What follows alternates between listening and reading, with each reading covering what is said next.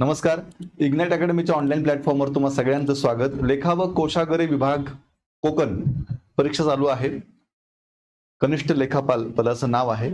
आज 6 मे 2025 ला साधारणतः दुसऱ्या शिफ्टचा पेपर झाल्यानंतर आपण काही विद्यार्थ्यांकडून प्रातिनिधिक स्वरूपात काही प्रश्न जाणून घेतलेले आहेत. साधारणतः कुठले कुठले प्रश्न म्हणजेच मराठी, इंग्रजी, मॅथ, रिजनिंग, जीके, जीएस मध्ये नेमकं काय विचारलं होतं या अनुषंगाने आपण प्रश्न घेतलेले आहेत. त्यावरून आपल्याला एक पेपरची काठिण्य पातळी लक्षात येईल. चला तर मग आपण आज जाणून घेऊया की कोणत्या विषयामध्ये साधारणतः कुठल्या घटकावरती प्रश्न विचारले होते. तर मराठीमध्ये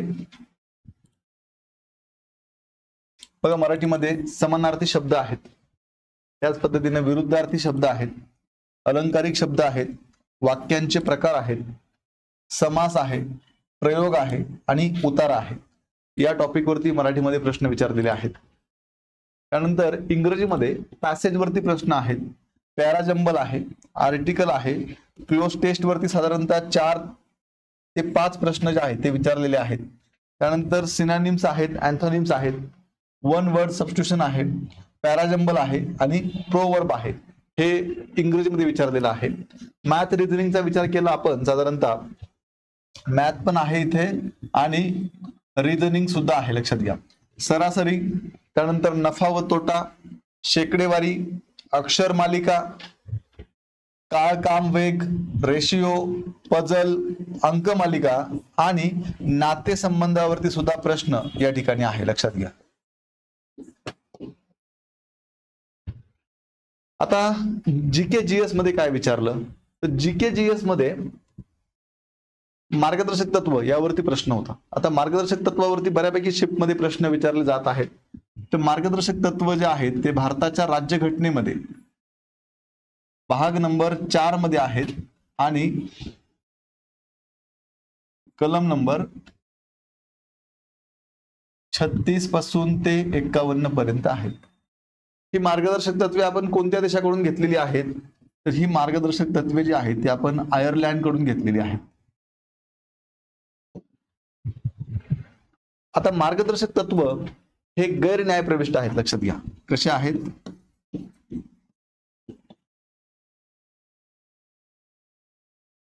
म्हणजेच यांच्या उल्लंघनाच्या विरुद्ध न्यायालयात दाद मागता येणार नाही. पण मार्गदर्शक तत्वांनाच आपण डीपीएसपी असे म्हणतो, directive principle of state policy. नेमके काय आहेत हे मार्गदर्शक तत्वे, तर देशामध्ये देश चालवत असताना किंवा राज्य चालवत असताना जे सरकार आहे त्या सरकारने कशा प्रकारे पॉलिसी राबवायच्या आहेत या संदर्भातले गाईडलाईन म्हणजेच मार्गदर्शक तत्वे आहेत. पुढचा प्रश्न चंपारण्य सत्याग्रहावरती प्रश्न होता. आता चंपारण्य सत्याग्रह जो आहे तो ब्रिटिश भारतातील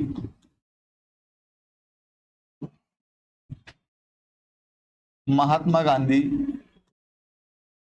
यांच्या नेतृत्वातला पहिला सत्याग्रह.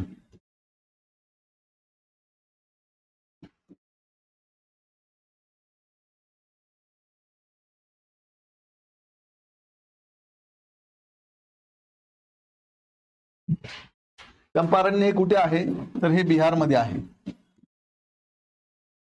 बिहारमधील शेतकऱ्यांनी अहिंसक पद्धतीने उभारलेला लढा म्हणून आपण चंपारण्य सत्याग्रहाकडे पाहतो. पुढचा प्रश्न 1917 ला झाला होता. जालियनवाला बाग हत्याकांड. आता जालियनवाला बाग हत्याकांड भारताच्या इतिहासामधली अतिशय मोठी आणि प्रसिद्ध अशी ही घटना आहे. पंजाब मधलं जे अमृतसर आहे, या अमृतसर मध्ये हे जालियनवाला बाग आहे. या ठिकाणी 13 एप्रिल 1919 ला इंग्रज अधिकारी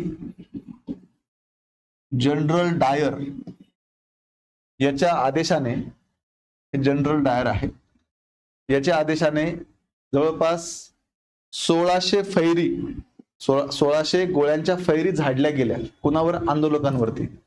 आणि त्यामध्ये जवळपास अधिकृत सूत्रांनी दिलेल्या माहितीनुसार त्यावेळेच्या 400 लोकांचा मृत्यू झाला असं म्हटलेलं आहे. पण जवळपास ही मृत्यूची संख्या ही 1000 ते 1200च्या आसपास होती, लक्षात घ्या, जवळपास 1200.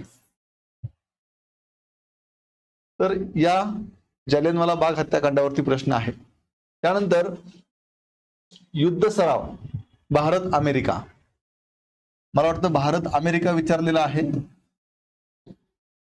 आणि भारत श्रीलंका ही विचारलेला आहे. भारत अमेरिका आहे आणि भारत श्रीलंका आहे.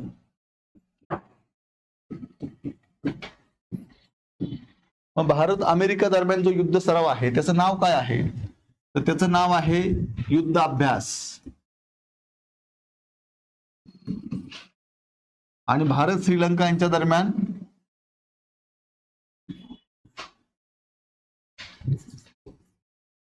मित्र असं याचं नाव आहे.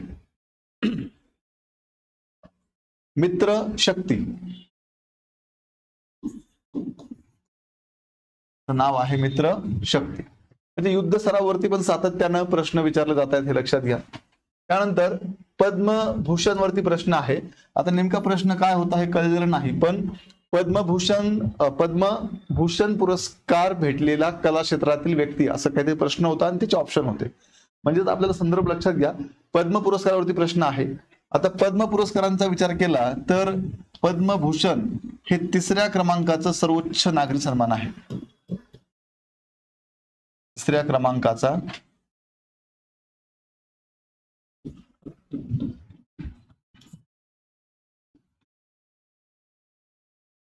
मग पहिला कुठला आहे? तर बघा, पहिला आहे भारत रत्न.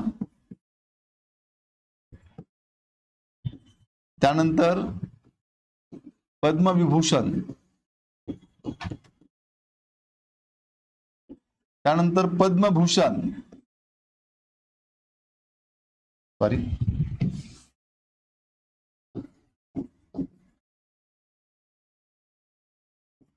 आणि नंतर आहे चौथा पद्मश्री. तर अशा पद्धतीनं हे 4 जे आहे ते पद्म पुरस्कार आहेत भारतातले सर्वोच्च. भारतरत्न, पद्मविभूषण, पद्मभूषण आणि पद्मश्री. पुढचा प्रश्न आहे 1857चा उठाव. आता 1857च्या उठावावरती सुद्धा प्रत्येक शिफ्टला आपल्याला प्रश्न येताना दिसतोय. नेमका काय प्रश्न होता आपल्याला कळलेलं नाही, पण 1857च्या उठावावर सुद्धा प्रश्न आहे.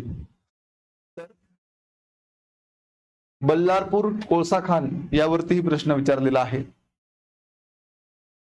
करंट अफेअर जे होते ते 2024च्या अनुषंगाने जास्तीत जास्त करंट अफेअरचे प्रश्न होते. तर अशा पद्धतीनं आजचा जो पेपर झाला त्या पेपरमध्ये काही जे प्रश्न आपल्याला समजले त्या प्रश्नांचं आपण थोडक्यात विश्लेषण करण्याचा प्रयत्न केलेला आहे. विद्यार्थी मित्रांनो, तुम्ही जर येणाऱ्या काळामध्ये वेगवेगळ्या सरळ सेवा परीक्षेची तयारी करत असाल तर तुमच्यासाठी इग्नाइट अकॅडमीच्या माध्यमातून ही एक सरळ सेवेची सर्वसमावेशक रेकॉर्डेड बॅच आहे. TCS IBPS पॅटर्नवरती आधारित अशी ही आपली बॅच आहे. या बॅचमध्ये PDF स्वरूपात नोट्स आहे, टेस्ट सिरीज आहेत, डाऊट क्लिअरिंग सेशन आहे. 1 वर्षापर्यंत किती वेळा बॅच पाहण्याची सुविधा आहे. तेव्हा इग्नाइट अकॅडमीचं ऍप्लिकेशन डाउनलोड करून ही बॅच जॉईन करा. आणि विद्यार्थी मित्रांनो, अशाच प्रकारे प्रत्येक एक्झामचे नवीन अपडेट आणि प्रत्येक एक्झामचं एक्झाम अनालिसिस पाहण्यासाठी आताच इग्नाइट अकॅडमीचं आपलं हे YouTube चॅनल सबस्क्राईब करा.